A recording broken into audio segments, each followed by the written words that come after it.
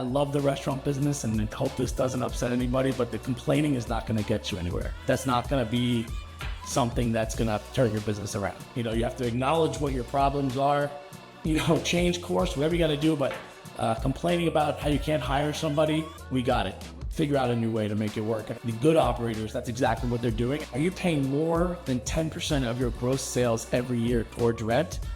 You're on a death spiral. You gotta make smart decisions and look at it from a longer term perspective at what's best for your particular concepts.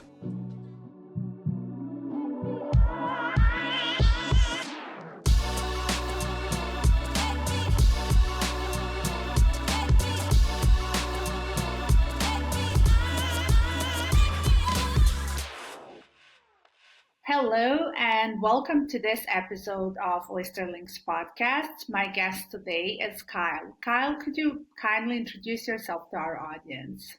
Yeah, my name is Kyle Inserra. I'm what I like to call a recovering restaurant owner. I spent about 20 years in the restaurant business. Started out, actually probably longer than 20 years, as a dishwasher back when I was a teenager. Worked my way up through culinary school. Toyed with working in corporate America for a while, but then eventually came back to the restaurant business as a chef and owner-operator of my own 2 restaurants. And now I work on the real estate side, helping restaurants identify great real estate opportunities in markets across the country.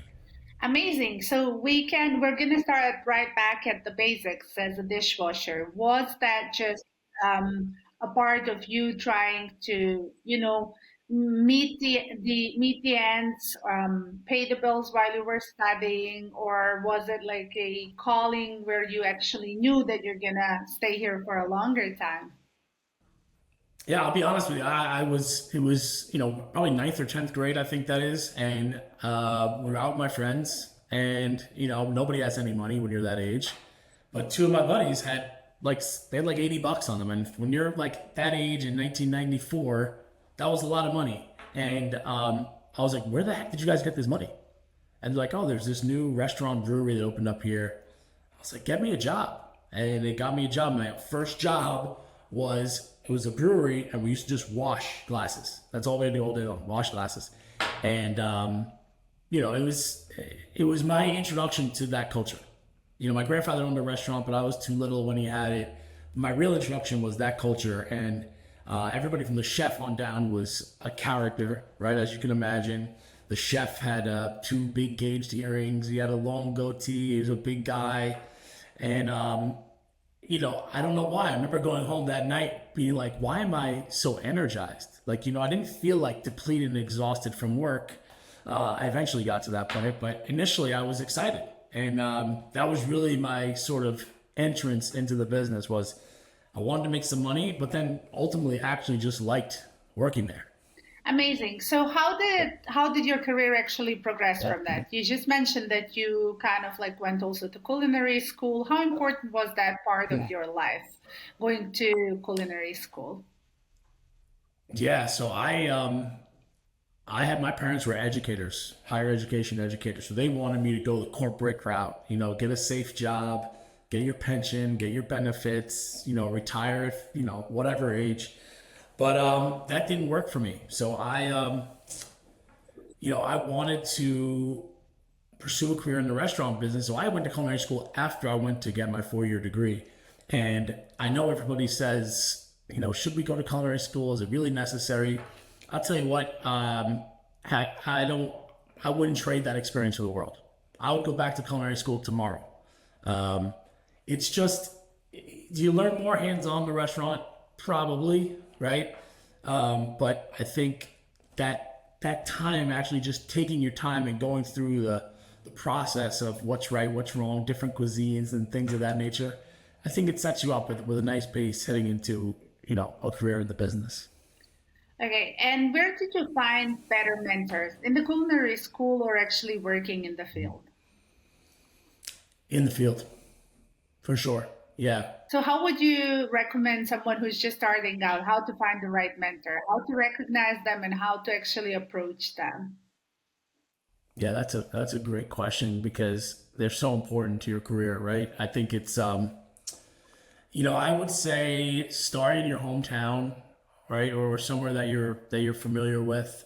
and start with a restaurant that you just like the food, right? That's something that like, wow, this is really right up my alley. The taste, the presentation, the restaurant itself, the experience. This is something I could really connect with, and then see if you could speak to somebody there, right? Or if you're already working there, make your ambition known, whether you want to be an executive chef, you want to eventually be a restaurateur. The people exist there. And I think what doesn't happen is people aren't forthcoming with what they really want in this business. So sometimes it goes unsaid, when I'm absolutely sure that there are people in the business who want to help you. You just got to open your mouth and let them know. Okay, that sounds like a simple, somehow still hidden piece of advice. Thank you, Kyle, for Yeah. sharing that. So, what would you say was the best and the worst part of actually progressing in a hospitality career from a dishwasher and then, to a chef and then later on to a restaurant owner?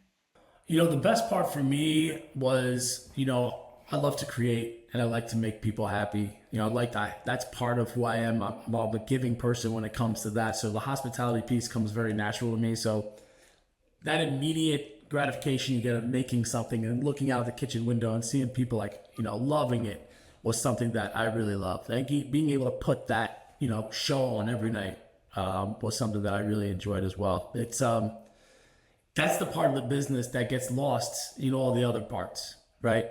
The long hours, the missing the holidays, the weekend shifts and stuff like that. It can wear you down, let's be honest, right?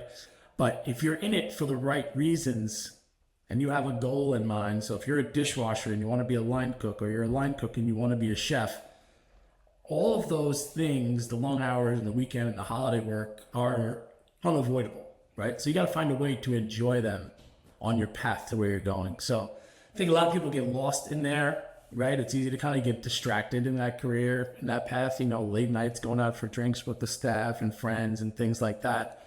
But I think the best part of it is for me that ability to really make somebody's night, and make them enjoy that experience, not just the dish, but the whole experience in the restaurant. The hardest part for sure is the sacrifice. All your friends, more than likely, a good percentage of your friends are working 9 to 5 jobs, and you are working the opposite. You're working 5 to 2 a.m. jobs. So you become a bit of a, you can't be on their schedules, right? And when they want to do something on your days off, it's probably like a Monday or a Wednesday. Nobody wants to do anything those times, but I think that's part of understanding what you're getting involved with, right? That's not new to the business. So a lot of the folks who make a career, have a long career, I think have found the joy in the other aspects of life, and the businesses side by side with that. Amazing. So you mentioned longevity and you also mentioned a little bit of substance abuse, like how people get sucked into that. Do we speak enough about that? Are we actually, at least today, aware of the substance abuse and how to keep our bodies and our, psyche healthy in this line of work? I tell you, on my own podcast, I had somebody on last week, Christina Marvin, who went through this. She's not only in the mental health space, but she herself had gone down that path of being a very successful restaurant manager, high-end hotels, Michelin star stuff, and she had her own substance abuse problems, and she just had to say, you know what, hey, enough is enough. I can't do this anymore. But I think to answer your question, it's more in the forefront than ever. When I was kind of coming up in this business, it was, the early 2000s, and it was almost glorified, right? Like, let's face it, that type of stuff was part of that rock star chef mentality. But the reality is that's a dead end path, right? And it's not something anybody wants to live through. So I think, thankfully, we're in a much better place with that. It's more in the forefront. There are organizations out there that are, advocates for a healthier lifestyle in this business. And I think, it exists across the board, right? It's not unique to our industry, but for some reason we've been plagued with it. We're a party every night. So that culture kind of becomes a little bit of the personality of the people working in it. But I think the support is there now for people who need it. And I think ultimately at the end of the day, you got to make the decision of what's more important to you. And can't help somebody who doesn't want to help themselves. But if you are in that situation, there's never been more resources for folks to reach out to who are in this business, who've been in the same position. So I would encourage them to take advantage of that. Amazing. So thank you for sharing that and for the other story as well, because we need to speak. Like, I have spoken with several chefs and managers, and everyone said more or less that at one point of their lives, either they were struggling or they knew someone who was struggling. So I kind of try to take everyone's perspective in. So great. Thanks. And what was now when you transitioned from being a chef to being an owner, how did that go? Like, how did the business side of running a restaurant actually feel for someone who is as creative as you are and who likes to give to the people and make them feel all these feelings? Well, even having said that, there's that you got to keep that flame lit, right? Like you have to keep that passion up every day and that creativity and that sense of who you are, right? Because it becomes your personality. You become chef in front of your name everywhere you go, right? Your friends are making a joke. They want you to cook the burgers at house. Let the chef make it. It definitely is it's a little, at first initially like, wow, I don't have to be in the kitchen. I'm not hauling things around. I'm not, standing in a cold walk-in, putting things away. I'm running this business now. But definitely for sure, there was like a sense of emptiness for me. Like I kind of, missed that, right? I missed being back there. So, but I always knew that I wanted to be on the operator side. I didn't want to be in the kitchen. So it's a little bit different for me, but it does take some getting used to, right? Because now you initially got in this business for a passion for cooking and creating and providing an experience, and now you're kind of just double checking, making sure you're hitting your P&Ls, your payroll's not getting to be excessive. You're paying your vendors on time. You're paying your sales tax on time. All these things that they don't train you for in culinary school, right, are now your responsibility. So it's a whole new world. And I think the assumption where folks make say, hey, I worked in the restaurant business for 10 years as a chef, I'm ready to own a restaurant. I think that's a little bit of a a leap, right? Yeah. So it's not easy. It's a completely different set of skills, and it takes a while to get them dialed in. So how to sharpen those skills? Like what is the best way? Or I'm not going to ask a quick way because there's no quick way in life. And I hate when people say, oh, this is just going to take 5 minutes. It's never 5 minutes. But what are some, starting tips? Yeah, I think the best thing to do is, you'll jump into that side of the work. And it is things like I just mentioned, the payroll, the invoicing and stuff. But I think the initial pushback from most chefs will be like, I can't do this. I'm not good at this. But you will find something that you're good at in that piece, right? Focus on that, right? Like, I'm really good at creating a fantastic schedule. I'm always hitting the numbers. I like being in charge of this. But the invoicing and stuff, I'm not. I don't want to touch that. I don't want to touch the payroll piece. I don't want to be in charge of the tips or whatever that is. And then hire people for those parts. Get a bookkeeper. Talk to the payroll company about what that looks like. Can we arrange something there? Or maybe the bookkeeper takes care of it. But you gotta focus on what you're good at and outsource the rest. Even social media. You may want to have a certain post up there, but there's somebody on your staff, or you could pay somebody to do that. So I think the best thing to do is focus on what you actually like to do, what you're good at, right? I mean, you may like to do it. If you like to do it and you're not good at it, talk to your mentor, right? Or talk to somebody else in the space who can maybe give you some insight. Podcasts like this one, like my podcast, like a bunch of other podcasts out there that can provide the insight. Those resources exist. And you're not looking to recreate the wheel. You're looking to kind of get a base understanding and then kind of do it your way. So I would just focus on what you can control, what you like to do, and then outsource for the rest. Okay, great. So from your current perspective, what are some of the biggest challenges that restaurant owners are facing in this day and time, other than labor shortage and, high turnover rates? Yeah, I think the bottom line of all that is profitability. They're struggling with making money. And for some reason, it's not okay for restaurants to talk about making money, right? Independent restaurants seemingly have a hard time with that. Not that franchise restaurants or large corporate ones don't, but they talk about making money more openly. It's everything from the rent to the minimum wage to the cost of goods. It seems like it's coming at from all angles.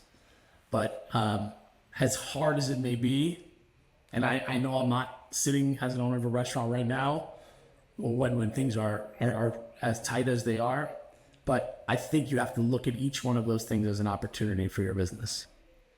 Your payroll is too high. How can I make it more lean? Cost of goods too high. You got to look at your menu. Or you do really need everything that's there, right?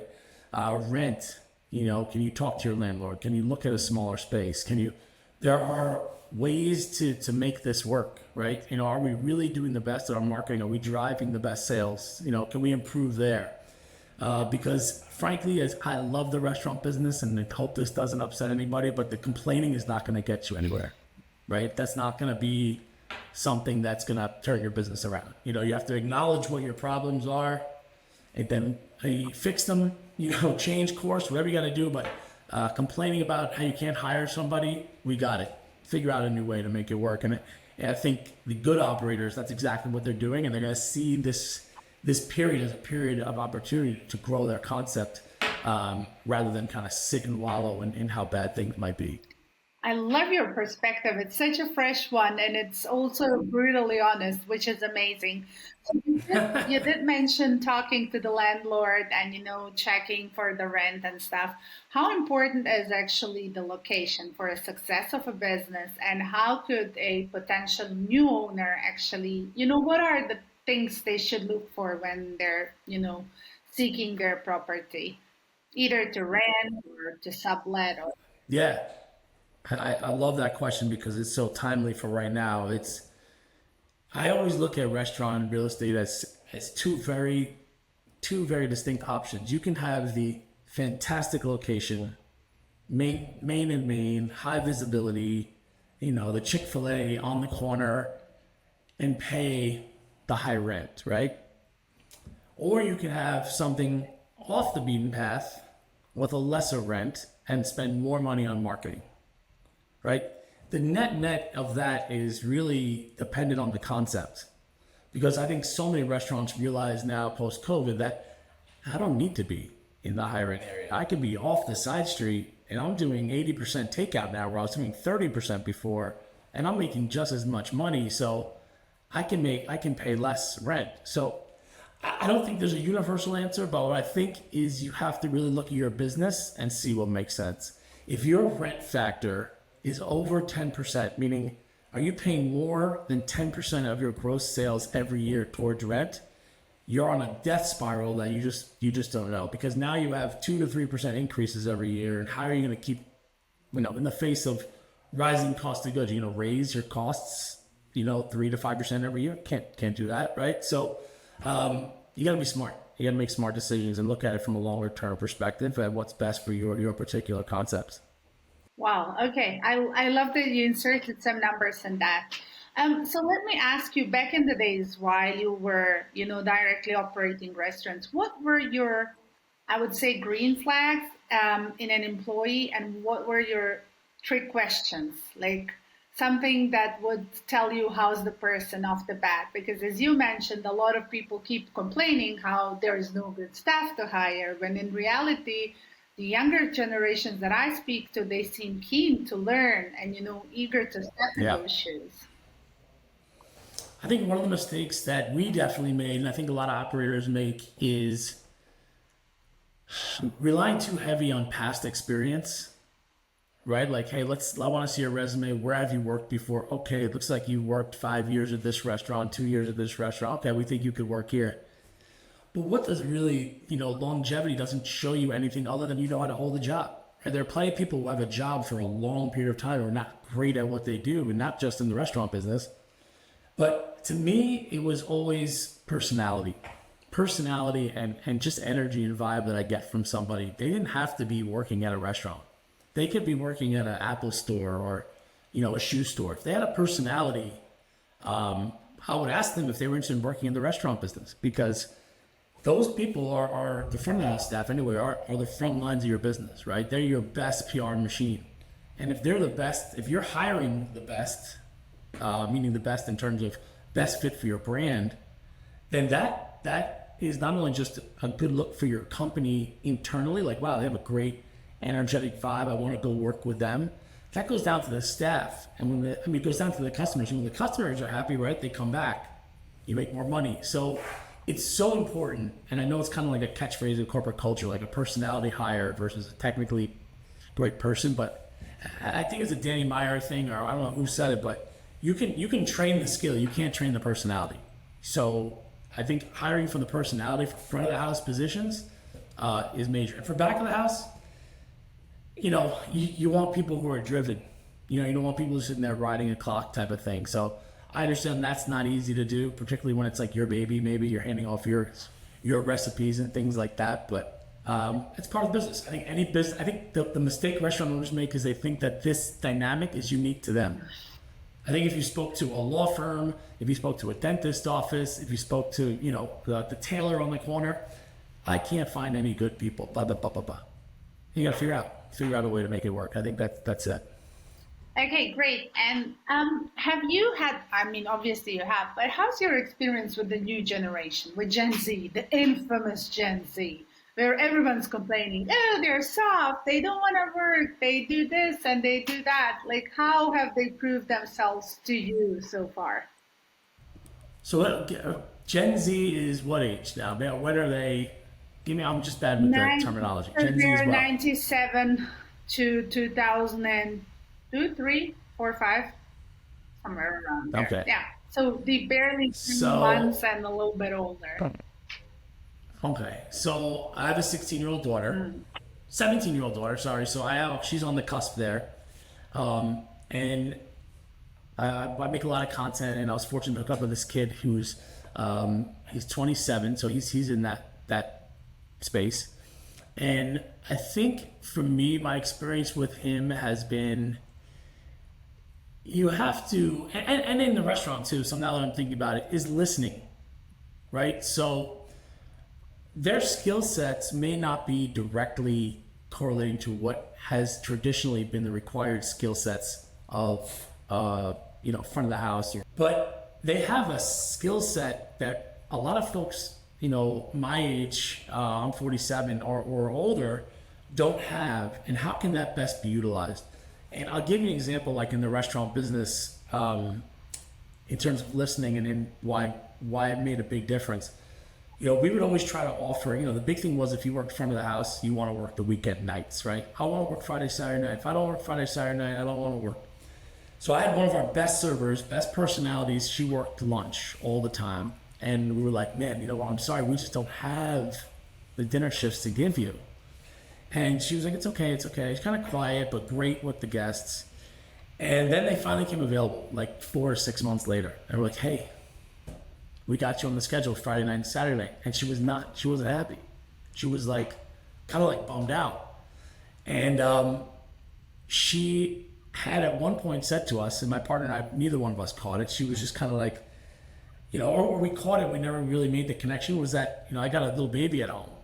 And these shifts work for me because I go home when she gets out of daycare and I make just enough money. My husband makes enough. And between that, I'm really after more of a quality of life schedule than I'm after maximizing the money schedule. So we weren't listening to her and we were not like dialed into what she really wanted from this job. We thought she just wanted to make money because that's basically what everybody else thought, we thought everybody else wanted. And that was a big thing, right? We thought we were giving her, the keys to the castle here, and she just was like, I don't want it. So I think listening to them and finding out what their unique skill set is really the key, because it's not always what you think. Wow. Okay. So let's talk a little bit about the career path progression. Like, I have spoken to young people who just gotten out either culinary school or hospitality management schools that think, oh yeah, now I'm going to be this great director and this great manager. So what is a realistic timeline for someone to actually, make a name for themselves in this line of work? That's a tough question. I think, the realistic timeline, I think you have to set a timeline in your head to say like, hey, in 2 years, if you're a server, hey, 2 years I want to be the general manager. If you're a general manager, hey, 2 years I want to own, 3 years I want to own my own restaurant. And then put yourself in a position to do that. Like set your little goals all along the way. Talk to people about what your goal is. That's a big thing. And we touched on it earlier, but like talking about people, saying it out loud, you never know who's listening and who's going to give you a shot. I think putting too much emphasis on where you want to be without that plan is what leads to a lot of frustration. Because if you don't put a plan on it, you're kind of always chasing it. You're always chasing. You don't have an understanding of where you are and where you've been to. But I think putting a plan in place that'll kind of like guide you along the way and set little milestones and talk to people, and maybe you're setting money aside for your own place. I think that would be a good place to start. I think you want to kind of understand where you're at and where you have to go.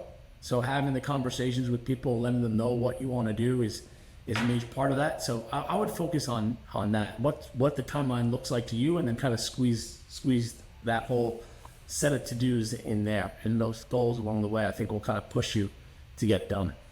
Amazing. Two more questions left for you. One is, what keeps your hospitality passion alive? What has been driving you through all of these years, and what are some, next plans or next steps for someone who is as accomplished as you are?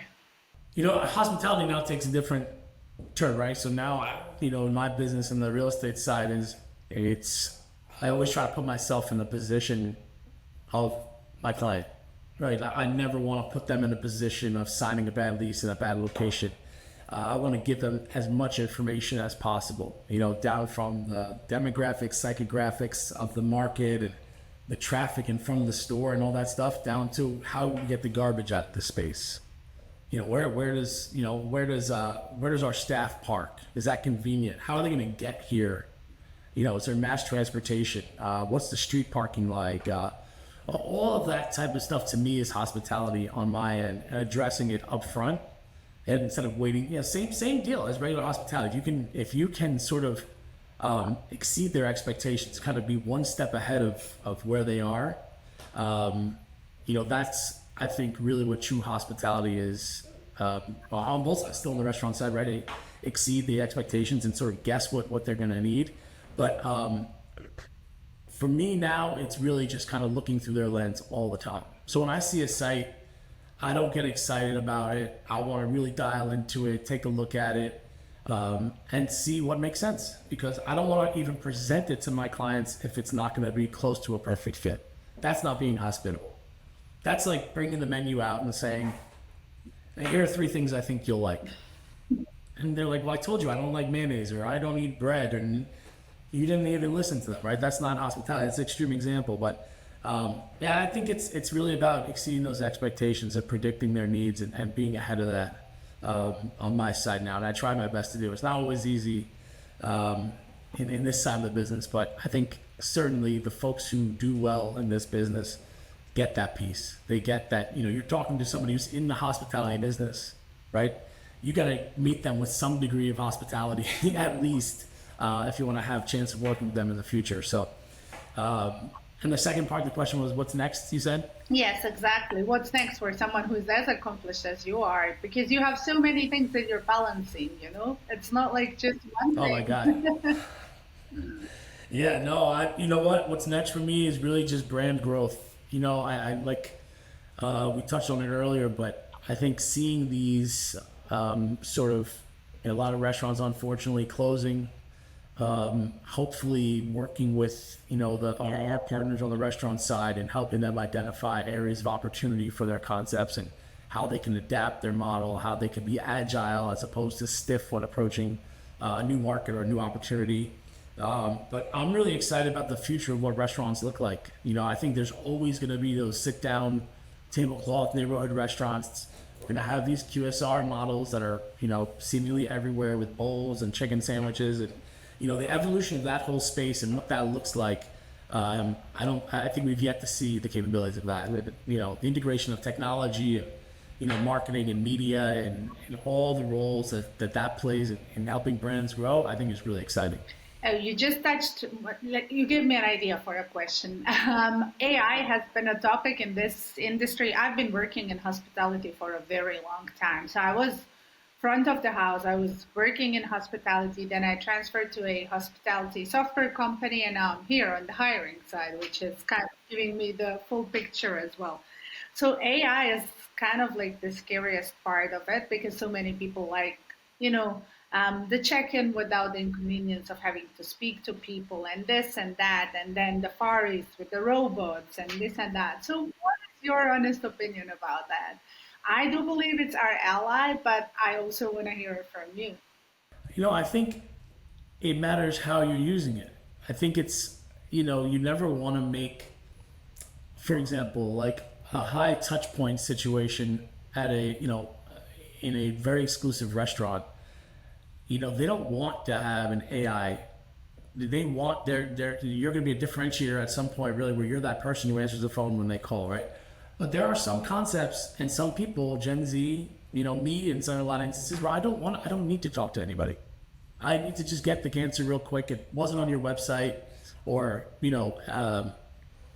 placing an order. I don't need to talk to somebody and have them put me on hold, or they don't hear me because I'm driving. I think you got to figure out what works for your business. I think too much of anything is not good, right? I think there's going to be some integration of that, and it's already in a lot of restaurants, and they just don't know it yet, most guests. But I think the thought of it, taking over the hospitality, right? Like the AI robot serving you a Manhattan with your steak at the bar doesn't sound that great. Doesn't sound that fun.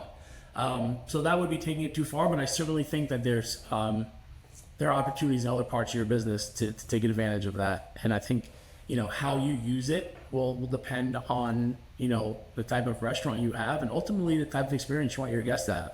Okay, perfect. So one last question for tonight is, what is the one thing you wish you knew before you joined this world? I wish I knew going into the restaurant, like on the ownership side, I would say I wish I didn't spend so much time like measuring our success against somebody else's, because it's easy to look at the guy down the road and say, man, why are they, he's got, full every night, people rave about the place, but he's been there for 25 years, right? He's been there for 10 years, whatever it is. You cannot compare yourself to that person. So you could compare yourself to that person in their first year, their first 3 years of business, right? Maybe you talk to them, find out, hey, what was it like for you in this market? Was it, that's a better conversation to have. Because where they're speaking from now is not where they would be speaking from then, right? Like they had a tough road to climb. Any owner that I've known that's been successful has had some horrific stories in the beginning. And it doesn't, necessarily get easier very quickly. So I think you got to stay focused on your concept, on what your gut says. I had plenty of opportunities where we both stuck with our guns with our restaurant, and also, we stuck with our guns and it worked out and ended up being the right move, versus listening to what other customers said or looking down the street at what the other guy was doing and kind of pivoting some of our experiences or our menu items based on that. So I think I would want to understand that the only thing that matters is what you do every day, not what somebody else does every day, and trying to get better every single day in whatever aspect you're looking at, because it's such a crazy business. It's easy to get caught up in the emotion of it, but the reality is, if what you're doing isn't making you money, don't compare yourself. You definitely don't compare yourself to that person when it comes to the money part. But always take a look at yourself and see what you could do better. Don't look at anybody else. Amazing. Kyle, thank you very much for this conversation. I really enjoyed it, and I believe that there is a lot of tips and tricks for restaurant owners and also for those starting out. Yeah, thank you. Thanks for having me. I appreciate it.